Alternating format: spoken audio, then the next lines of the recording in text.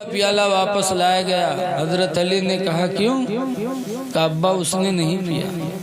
تب حضرت علی روئے تھے، کہے تھے میرا قاتل بڑا بد نصیب نکلا، میں نے سوچا تھا کہ میرے ہاتھ کا دیا ہوا دودھ کا پیالہ اگر وہ پی لے گا تو میں اپنا خون معاف کر کے قیامت کے دن رسول اللہ سے اس کی شفاعت کرا دیں۔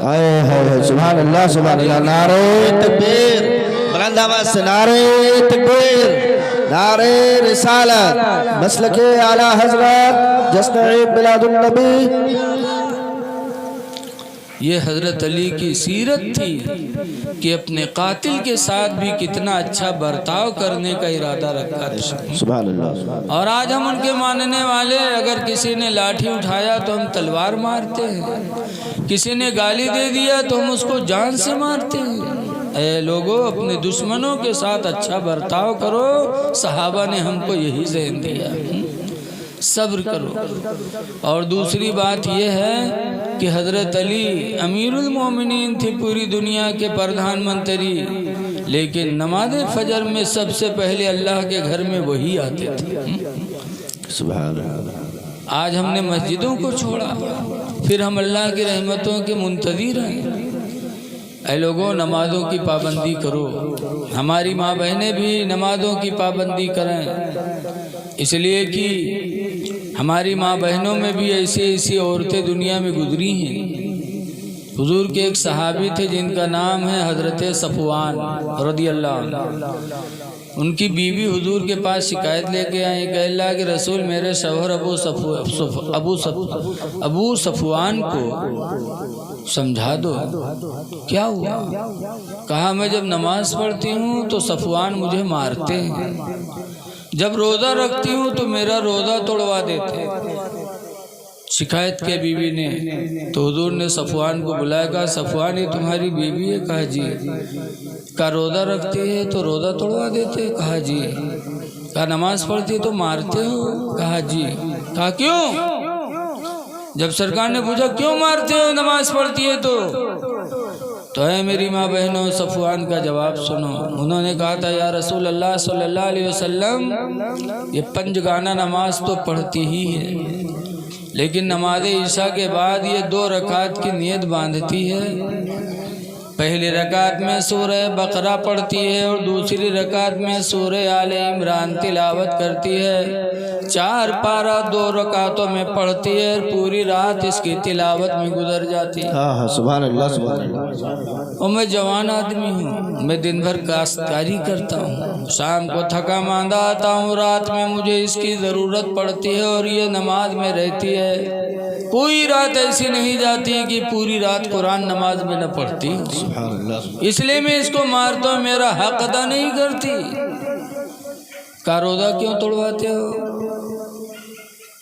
تو کہا یا رسول اللہ صلی اللہ علیہ وسلم، سال میں صرف یہ 5 دن روزہ نہیں رکھتے، عید، بقرعید اور 11، 12، 13 ذی الحجہ، جب تک قربانی کا گوشت رہتا ہے۔ 5 دن یہ صرف روزہ نہیں رکھتی، 5 دن روزہ رکھنا منع بھی ہے، ناجائز ہے رکھنا۔ تو 5 دن روزہ نہیں رکھتی بلکہ پورے سال یہ روزہ سے رہتی ہے۔ میں دوپہر میں کھیتی سے آتا ہوں تھکا ماندہ، دوپہر میں اس کی ضرورت پڑتی ہے، روزہ رکھ لیتی ہے، اس لیے میں اس کا روزہ توڑواتا ہوں۔ تو سرکار نے ان کی بیوی کو بلایا، کہا سنو، رات میں عبادت کرو لیکن کم کرو اور اپنے شوہر کے حقوق کا خیال رکھو، اور رمضان کے علاوہ روزہ رکھنا ہے تو شوہر سے اجازت لے لو۔ رمضان کے روزے کے علاوہ اگر شوہر اجازت دے تو نفلی روزہ عورت رکھے، اور شوہر اجازت نہ دے تو عورت نفلی روزہ نہ رکھے، کیونکہ شوہر کو دن میں بھی ضرورت پڑ سکتی ہے۔ تو صفوان کی بیوی ہار گئی، جب ہار گئی تو ایک اور وار کیا، کہا یا رسول اللہ صلی اللہ علیہ وسلم، یہ فجر میں سوتے رہتے، فجر کی نماز نہیں پڑھتے۔ تب حضور نے فرمایا صفوان سے کہ تم فجر کیوں نہیں پڑھتے؟ تو کہتے اللہ کے رسول، رات میں کام سے آتا ہوں کھیتی سے، تھکا ماندہ رہتا ہوں، لیٹ جاتا، کبھی کبھار آنکھ لگ جاتی، نہیں اٹھ پاتا۔ تو حضور نے فرمایا جب آنکھ کھلے تو نماز پڑھ لیا کرو، وقت رہے تو ادا پڑھو، نہ رہے تو قضا پڑھو۔ لیکن حضور نے ڈانٹا نہیں، کیونکہ نیند آ گئی آدمی کو تو پھر اب شریعت کا حکم ختم۔ ہاں، آدمی ہوش میں آ جائے تو اب نہ اٹھے تو گناہگار ہوگا۔ جیسے ہم لوگ فجر کے ٹائم آنکھیں کھل جاتے لیکن وہی میاں پڑے رہی تھے، کہیں کروٹ کہوں وہیں گھسمڑیانے پڑے ہیں، کاہل، اٹھنے کا دل نہیں چاہتا۔ اب اگر تم نہیں اٹھے تو گنہگار ہوگے۔ کاہلی نہ کرو، اذان کی آواز آئے تو اٹھ پڑو۔ کاہلی انسان کی بربادی کا سب سے بڑا ذریعہ ہے۔ شیخ سعدی لکھتے ہیں کہ کاہلی انسان کو برباد کر دیتی ہے۔ کاہل نہ بنو، اللہ نے جس میں طاقت دیا تو عبادت بھی کرو، رزق حلال بھی کماؤ۔ حلال روزی کمانا بھی عبادت ہے، لیکن ہم لوگوں میں بہت سے لوگ ایسے کاہل ہیں۔ میں نے سنا ہے اگلے زمانے میں دو لوگوں کی دوستی تھی، دونوں بہت کاہل ہیں، کاہل کی دوستی ہوئی۔ ایک دن دونوں گھر سے نکلے، راستہ میں دیکھیں ایک بیر کی بروا لاگ رہا ہے، پکی بیر دیکھیں تو دونوں کے نیچے لیٹ گئے۔ کہیں لیٹو کوئی آئی تور کے کھوائے دی تو کھائے لیا جی۔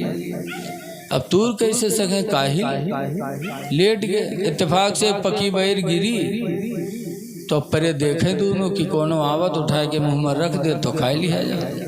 اتفاق سے ایک راہی گزرا تو ایک کہلوا اما میں سے اکا بھلے اس کے ادھر گوا کہا بات رہے، کہیں سی بیریا اٹھا کے ہم نے محمد دے دے تو اٹھا کے رکھ دیا، اس تک جائے لاگ تو پھر پکارا تھے کہاں جاتے ادھر آؤ نرے، کہیں کا ہے، کہیں سمرے منہ سے بیوہ تو نکال دے، بیوہ کو نکالی رہے تو وہ لوٹا دوئی لات ماری، یہ سارے بیو منہ سے نہیں نکال سکا تو اتنے بڑے کاہل ہو رہے۔ تو دوسر کا کہے لو اور ایک دوئی لات مار، اب ہمرے منہ پر کتا منہ تترائی سے کہا رہا ہے، بھگائے دو تو نہیں بھگائی سکا۔ بتاؤ ایسے کاہل تو کیا ترقی زندگی میں کر سکتے ہیں؟ اے لوگوں کاہلی نہ کرو، چاہے عبادت کا معاملہ ہو، چاہے روزی کمانے کا معاملہ ہو۔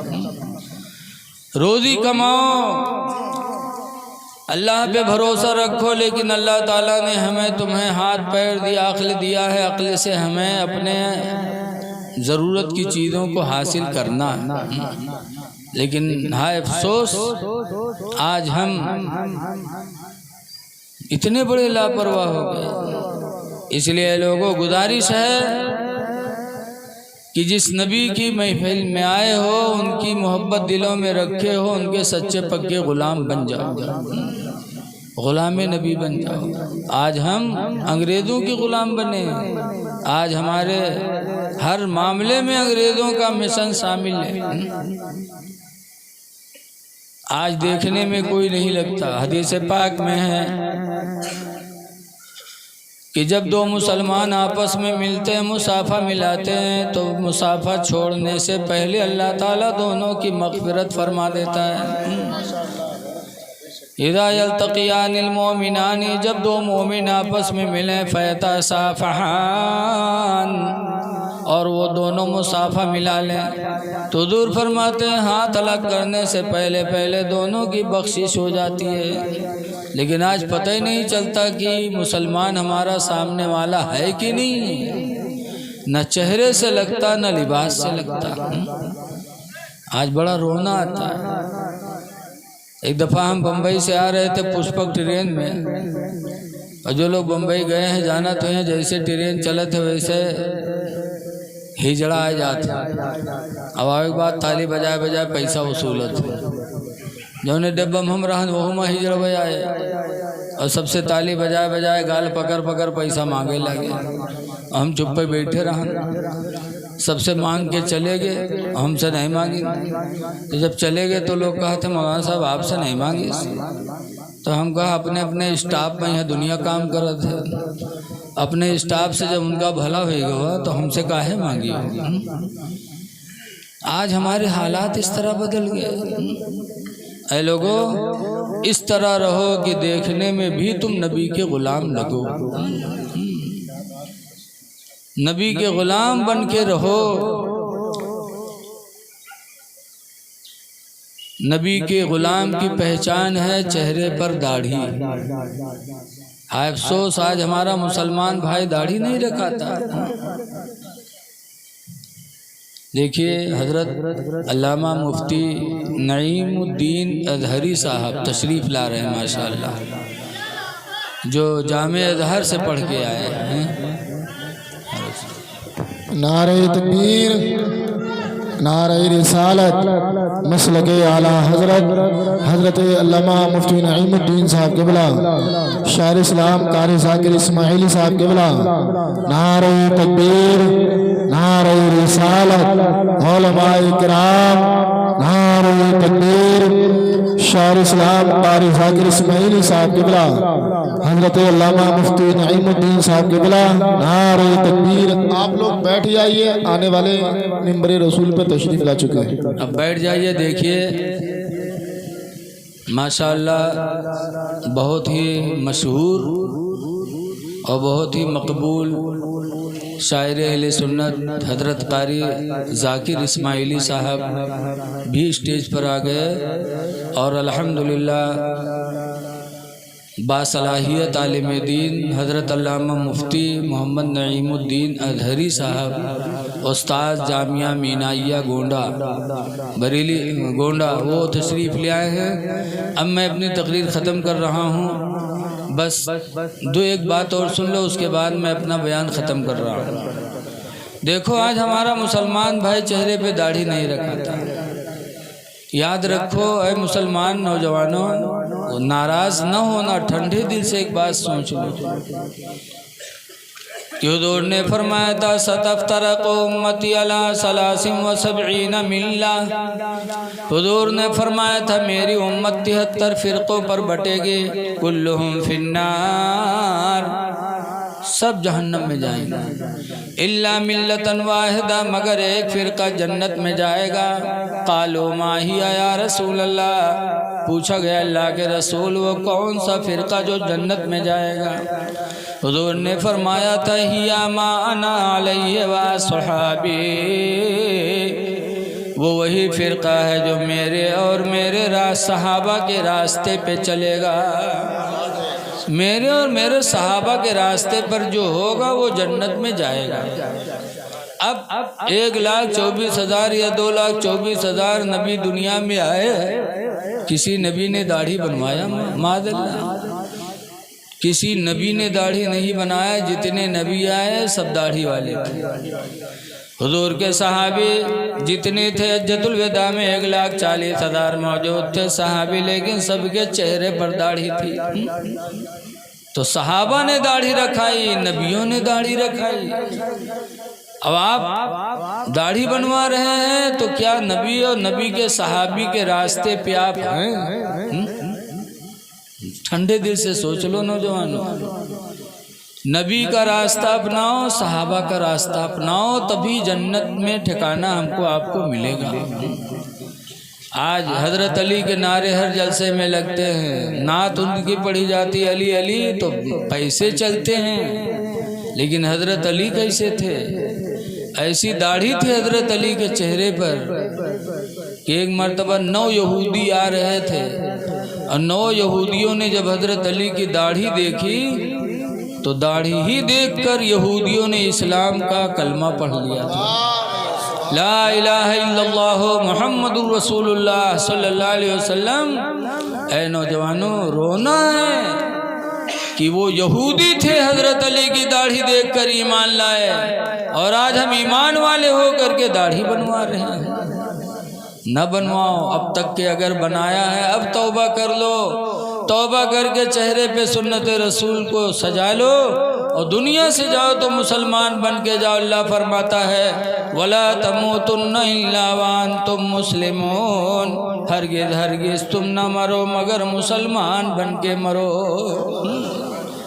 ایک زمانہ پہلے مسلمان تعجب کرتا تھا کہ جب کوئی مسلمان داڑھی بنواتا تو تعجب، ارے مسلمان ہو کیوں داڑھی بنا رہا ہے؟ جیسے کہ دہلی میں ایک شاعر تھے بہت بڑے، مرزا غالب، بہت بڑے شاعر تھے۔ ایسی شاعری تھی ان کی کہ افغانستان میں ایک شہر ہے کابل، ایک کابلی کو شوق پیدا ہوا کہ ایسے شاعر کی ہم زیارت کریں۔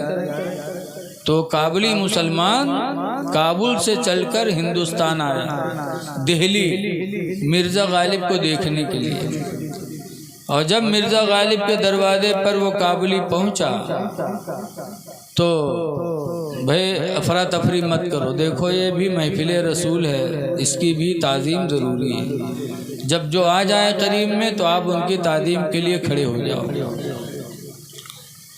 سنو، جب وہ کابلی دہلی آیا اور پوچھتے پوچھتے مرزا غالب کے دروازے پر پہنچا، اور جب پہنچا تو دیکھا مرزا غالب شیشہ لیے اور داڑھی چھیل رہے تھے۔ کابلی انسان کو تعجب، ارے اس نے کہا جناب آقا مسلمان ہستی و ریشمی تراشی، جناب آقا تم مسلمان ہو داڑھی چھیل رہے ہو۔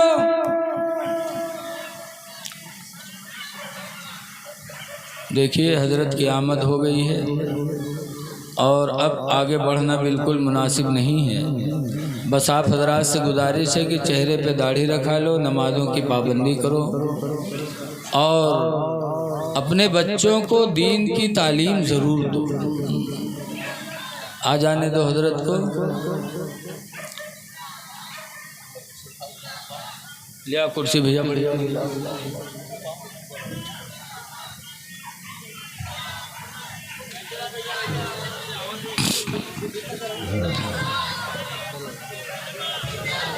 تمہاری آواز کر رہی ہے، لے جلدی جلدی جلدی جلدی۔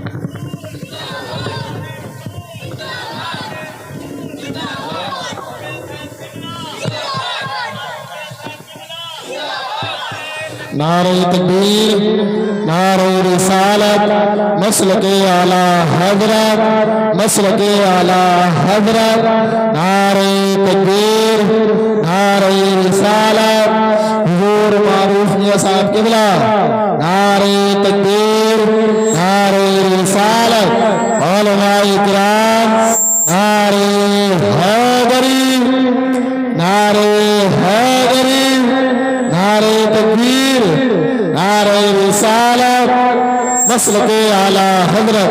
آپ لوگ بیٹھ جائیے، حضرت کی آمد ہو چکی ہے، آپ لوگ بیٹھ جائیے۔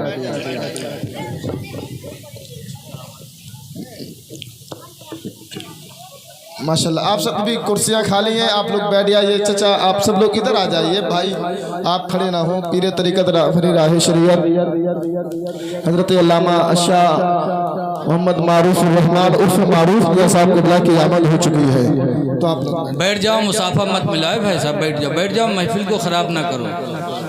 بعد میں مسافہ ملانا، جلسے کے بعد آپ لائن سے لگ کر ادب کے ساتھ حضرت کی دستبوسی کرنا اور اپنے نصیبہ کو بلند کرنا۔ بیٹھ جاؤ۔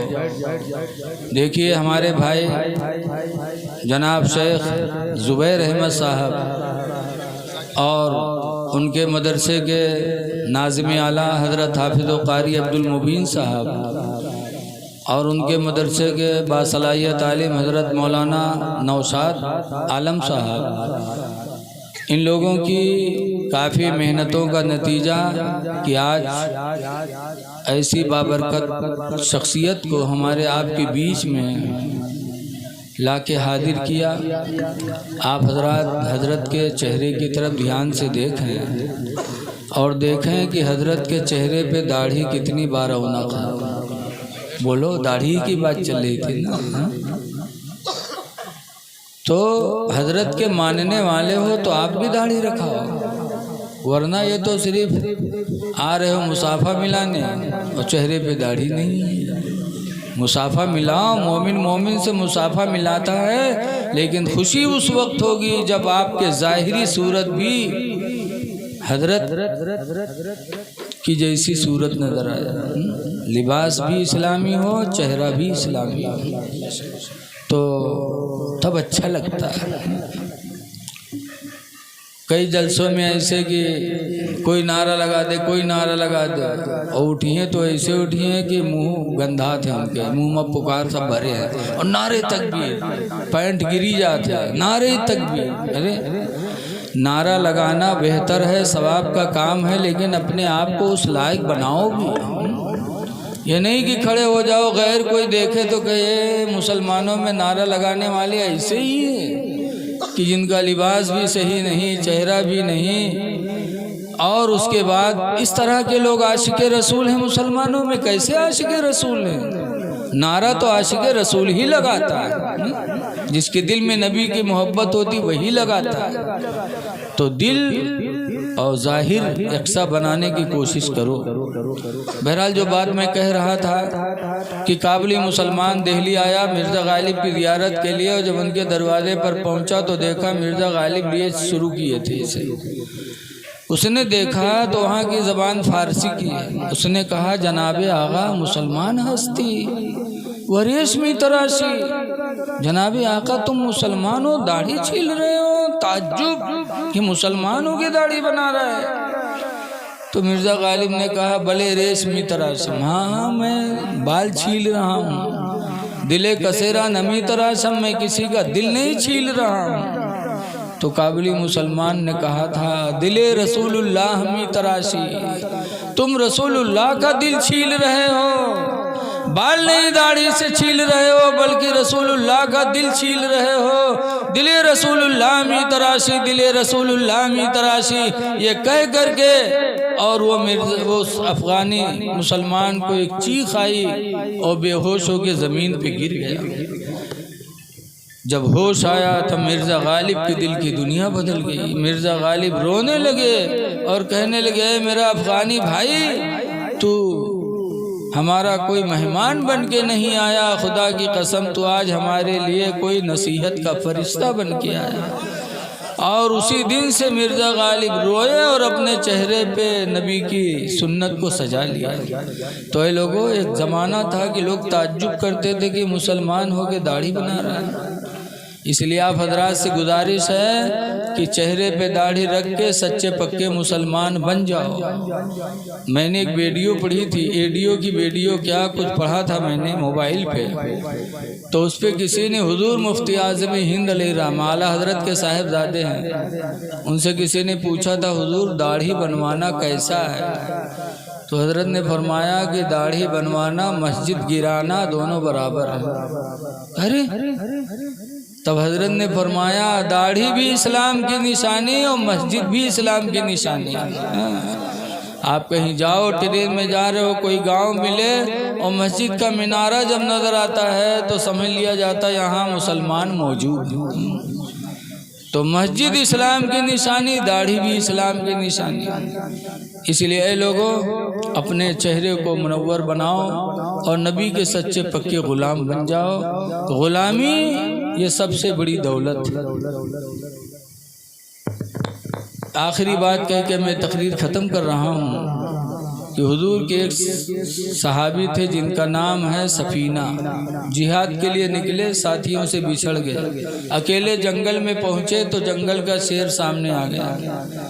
جب شیر کو حضرت سفینہ نے جنگل میں تنہائی میں دیکھا تو فرمایا تھا یا ابا الحارث، اے جنگل کے شیر، انا مولا رسول اللہ، میں رسول اللہ کا غلام ہوں۔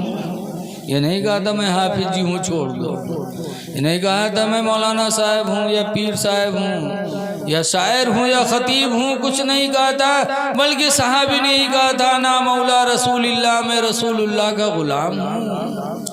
جب شیر نے سنا نبی کے غلام ہیں تو حدیث میں فقدم البسد فقدم الاسد بس بسطن، وہ شیر آگے بڑھا اپنے پونچھ کو ہلاتے ہوئے، وقبل قدمیہ، اور آگے حضرت سفینہ کے پیروں کو چوما، وقام الی جنبہ، اور ان کے پہلو میں آگے کھڑا ہو گیا، وسار معہ، اور حضرت سفینہ کے ساتھ ساتھ وہ شیر جنگل میں چلنے لگا۔ یہ سوچ کر کہ نبی کے غلام جا رہے ہیں، جنگل کی کوئی چیز نبی کے غلام کو تکلیف نہ پہنچا دے۔ تو یہ لوگوں پتہ چلا صحابہ کو ناز تھا تو نبی کے غلامی پر ناز تھا۔ غلام نبی بن جاؤ۔ ہماری ماں بہنیں بھی ایسا لباس پہنے جس سے لگے کہ ایک اسلام کی خاتون جا رہی ہے، لیکن آج پہنی ہے نقاب اور پھر بندھی ہے کمر میں یہاں رسہ، لاگت ہے ڈانکا ڈالے جاتے کہوں۔ جب رسہ ڈال لیا کمر میں تو نقاب کی تم نے بے عزتی کر دی۔ نقاب کیوں ایجاد ہوا تھا؟ تاکہ بدن کا نیچا اونچا حصہ سب اندر چھپ جائے، اور جب آپ نے کمر میں رسی باندھ لیا تو کمر کا نیچا اونچا حصہ آپ کا ظاہر ہو گیا۔ اسی لباس کے بارے میں میرے نبی نے بہت پہلے کہا تھا، عن ابی ہریرہ قال قال رسول اللہ، حضرت ابو ہریرہ نے فرمایا تھا، ابو ہریرہ نے روایت کیا تھا کہ سرکار نے فرمایا ایک زمانہ ایسا آئے گا، کیسا؟ کاسیات، عورتیں لباس پہنے ہوں گی، عاریات، پھر بھی ننگی ہوں گی، ممیلات مائلات، اپنا دل دوسرے کو دے بیٹھیں گی اور دوسرے کا دل خود لے بیٹھیں گی۔ حضور نے جو فرمایا تھا آج ہو رہا ہے۔ تو لباس عورتوں کا بھی ایسا ہونا چاہیے جس سے ایک اسلامی خاتون لگے۔ اسی لیے حکم ہے کہ اگر دوپٹہ سر پہ ڈالا، نماز پڑھی اور دوپٹہ اتنا باریک کہ بالوں کی سیاہی اوپر نظر آئی تو اس عورت کی نماز نہیں ہوتی ہے۔ تو عورتیں بھی نبی کی شیدائی ہیں، وہ بھی نبی کی سنتوں کو زندہ کریں، لباس ایسا پہنے جس سے ان کا حسن چھپ سکے۔ اللہ تعالیٰ نے سورہ نور میں فرمایا لا یبدین زینتہن، کہ ہرگز کوئی عورت اپنی زینت کو ظاہر نہ کرے، الا لبعولتہن، مگر اپنے شوہر کے سامنے، او آباء بعولتہن، او آبائہن او آباء بعولتہن، یا اپنے سسر کے سامنے یا اپنے باپ کے سامنے، اور زینت عورت ظاہر نہ کرے۔ تو عورت کو بھی چاہیے کہ اس طرح بن سنور کے گھر میں رہے۔ اسی لیے قرآن میں وَلِيَضْرِبْنَ بِخُمَارِهِنَّ عَلَىٰ جُيُوبِهِنَّ، کہ چاہیے کہ عورت اپنے دوپٹے کو اپنے سینے پہ ڈالے، سر پہ بھی ڈالے، سینے پر، تاکہ اس پر بھی کسی کی نگاہ غلط نہ اٹھ سکے۔ یہ اللہ نے کس کے لیے فرمایا تھا؟